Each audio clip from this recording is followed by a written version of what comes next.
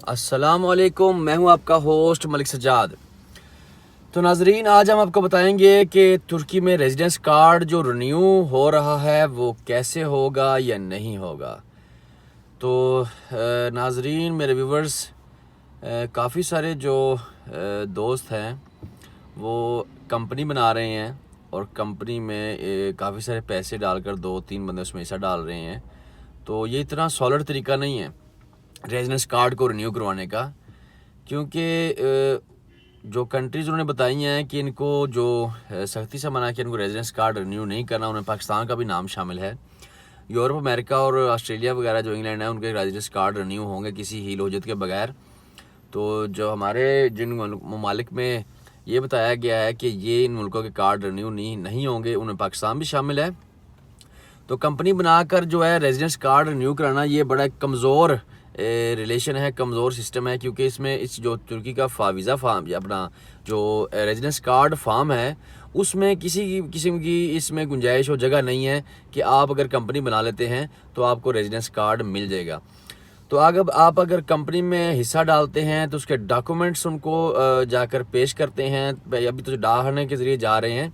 ये आज 21 जुलाई 2020 है, तो अगले साल अगर कानून चेंज हो जाए तो वो और बात है। 21 जुलाई 2020 अभी तक जो मालूमात हैं उनमें रेजिडेंस कार्ड रिन्यू नहीं हो रहे।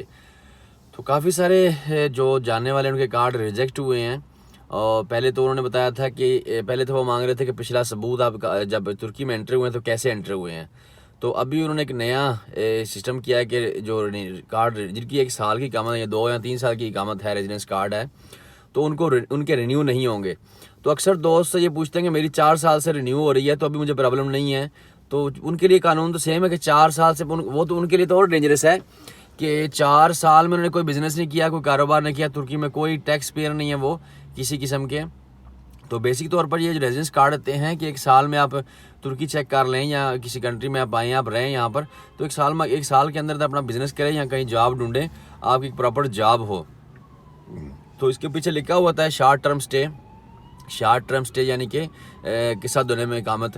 तो यानी कि आप आर्जी तौर पर यहाँ पर रह रहे हैं, आपको बाकी जो हकूक़ है वो काफ़ी सारे हकूक़ आपको वो मिल रहे हैं। तो इसलिए आपने इस कार्ड को रिन्यू कराना है तो कोई ना कोई अपना कारोबार या जॉब शो करें। तो जैसा कि मैंने आपको बताया कि जो कंपनी बनाकर डॉक्यूमेंट्स कंपनी के साथ लगाकर भेजनी है, ये बड़ा कमज़ोर एक रिलेशन है। इससे ये होगा कि जो सीट पर बंदा बैठा है उसकी मर्ज़ी या उसकी जो आपको बेचते हैं उसको वो आपको रिन्यू करके दे या ना दे। अगर रिन्यू हो भी जाती है तो वो आपको मे बी 6 महीने के कार्ड जो है वो रिन्यू करके दे, उसके बाद आपसे कहे कि आप रिन्यू कार्ड अप्लाई करें या 1 साल का दे भी दें, लेकिन बड़े कमज़ोर, बड़े कम चांसेस हैं इस चीज़ के। तो आप कंपनी बनाकर अपना, अभी अगर आपका जो रेजिडेंस कार्ड है अभी तक वैलिड है तो आप अपना वर्क परमिट अप्लाई कर दें। वर्क परमिट अप्लाई करेंगे तो उसमें आप वर्क परमिट की जो एप्लीकेशन है वो साथ लगा कर, अगर आपकी मिसाल के तौर पे ख़त्म हो रही है 1 महीने में, तो आप जो है वो पुराना रेजिडेंस कार्ड है उसको रिन्यू इस तरीके से करवा सकते हैं कि मैंने कंपनी बनाई है, कंपनी बनाकर आपने जो है वर्क परमिट या ब्लू कार्ड अप्लाई किया हुआ, वो एप्लीकेशन भी साथ लगाएं, उस डॉक्यूमेंट फिर स्ट्रांग हो जाएंगे डॉक्यूमेंट्स। अगर आप जस्ट कंपनी के डॉक्यूमेंट्स लगा कर भेजेंगे तो वो इतने स्ट्रांग नहीं होंगे।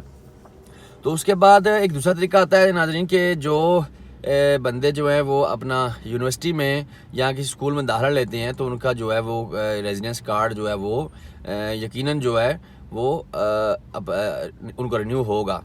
यूनिवर्सिटी में दाखिला लें, उसकी फ़ीस पे करें, अपने स्टूडेंट डॉक्यूमेंट साथ लगाएं तो आपको मे बी स्टूडेंट कार्ड मिल जाए। अगर स्टूडेंट कार्ड ना मिले तो आपको कम से कम आपकी रेजिडेंस कार्ड जो है वो यकीनन रिन्यू हो जाएगा।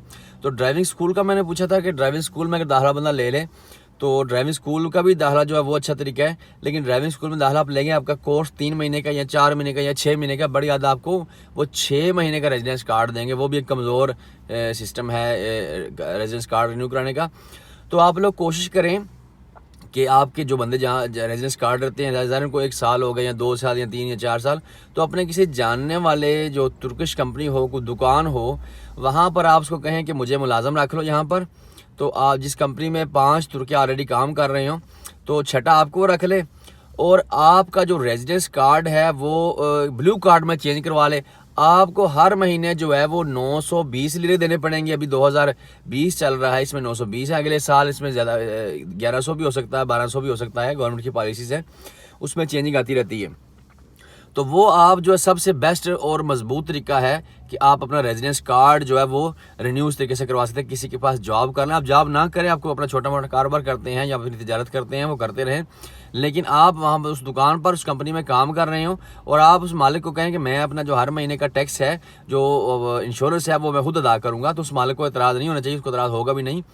तो उसके बाद एक और तरीका सॉलिड, जो पूरी ज़िंदगी आपको लिए रेजिडेंस कार्ड आपको मिलता रहेगा। इस्तांबुल में एक मकान ले लें, ख़रीद लें, जिनकी इस्तात है वो अपना 1 लाख 1.5 लाख लीरे का मकान शहर से बाहर ख़रीद लें। तो उसमें भी आपका रेजिडेंस, उसमें किताबो देवाम का ऑप्शन होता है। तो उसमें आप जो है वो यानी मेरे पास मकान की या किसी ज़मीन की प्लॉट की रजिस्ट्री है, तो वो रजिस्ट्री साथ लगा के आप फोटोकॉपी, आपको पूरी ज़िंदगी रेजिडेंस कार्ड रिन्यू होगा आपका, उसमें प्रॉब्लम नहीं है आपका और अपने बच्चों, आपके बच्चों का। तो नाजरीन, ये आपको शार्ट बात बताई थी कि अक्सर कुछ वकील हैं जो अपने स्ट्रांग रिलेशन की वजह से कुछ करवा लेते हैं, लेकिन वो भी इतने कोई सॉलिड नहीं है, उनकी भी रिजेक्ट हो सकती है, क्योंकि यहाँ तुर्की में निज़ाम काफ़ी स्ट्रांग है। तो इस लिहाज से बहुत मुश्किल है कि कोई वकील है भी आपका जो है रेजिडेंस कार्ड रिन्यू करवा दे। वो डॉक्यूमेंट्स, ऐसे कोई डॉक्यूमेंट्स लगाएगा साथ, तो काफ़ी भारी भारी रकम मांग रहे हैं, $2500 मांग रहे हैं, $3000-4000 मांग रहे हैं। मेरे पास एक दोस्त आया, तो मैं अपने एक जाने वाले वकील को फ़ोन किया, तो उसने कहा कि मैं $2500 लूँगा। तो मैंने उसको मना कर दिया, कितने पैसे देकर रिन्यू कार्ड नहीं करवाना चाहिए।